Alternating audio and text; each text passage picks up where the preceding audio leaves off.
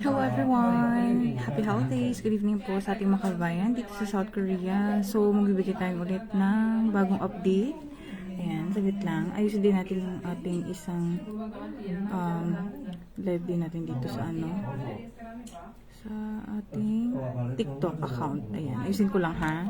Saglit lang mga kabayan. Kamusta naman kayo? Ayan, ang inyong mga trabaho ngayon at busy, di ba? Busy pa rin. Ayan, as always. Ay, yung mga may questions kabayan na yan, I hope nasagot ko na kayo. Kasi may mga katanungan dito na related dun sa mga topic natin.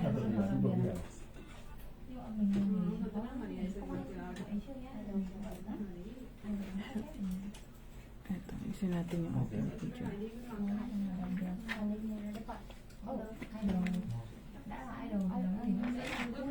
And I'm sure iba sa inyo nasa work, yung iba naman ay panggabi. So, magbibigay tayo ng panibagong update ulit this time.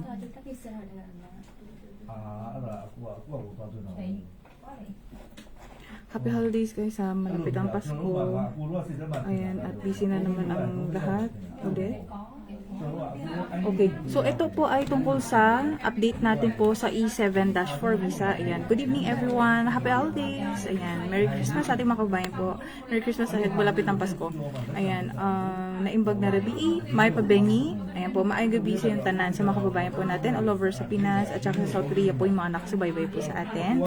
So, magbibigay tayo ng update tungkol sa change in E-7-4 visa application date criteria. So, tama po kayo na narinig yung tungkol to sa E-7-4 na visa criteria.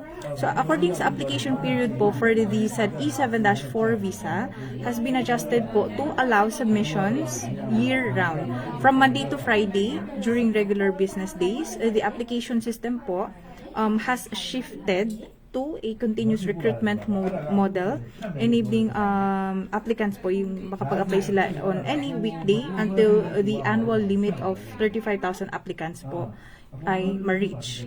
Inuulit ko, nagkaroon ng change in E7-4 visa application date criteria. So, yung application period nito for this visa has been adjusted po to allow submissions year-round from Monday to Friday during regular business days po. Yung application system na to, of course, has shifted to a continuous recruitment model nito.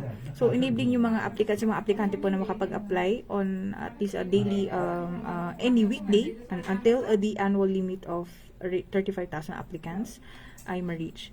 So, as announced po last November 27, 2024, the Korean language proficiency requirement for the E-7-4 visa has been temporarily deferred until December 2026. Inulit ko po, as announced po last month, which is November 27, 2024, the Korean language proficiency recruitment requirement po for the said E7-4 visa has been temporarily deferred until December 31, 2026.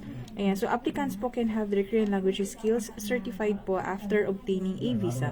And the adjustment means that yung mga applicants po na of course naka-achieve ng 150 points or more out of the 300-point evaluation system can submit their applications po even if they do not meet yung Korean language requirement at the time of application.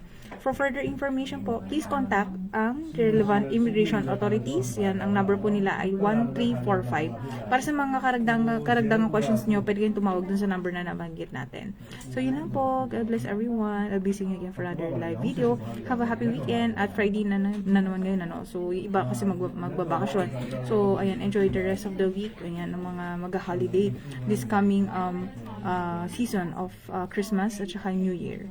So, yun lang. God bless everyone. Bye!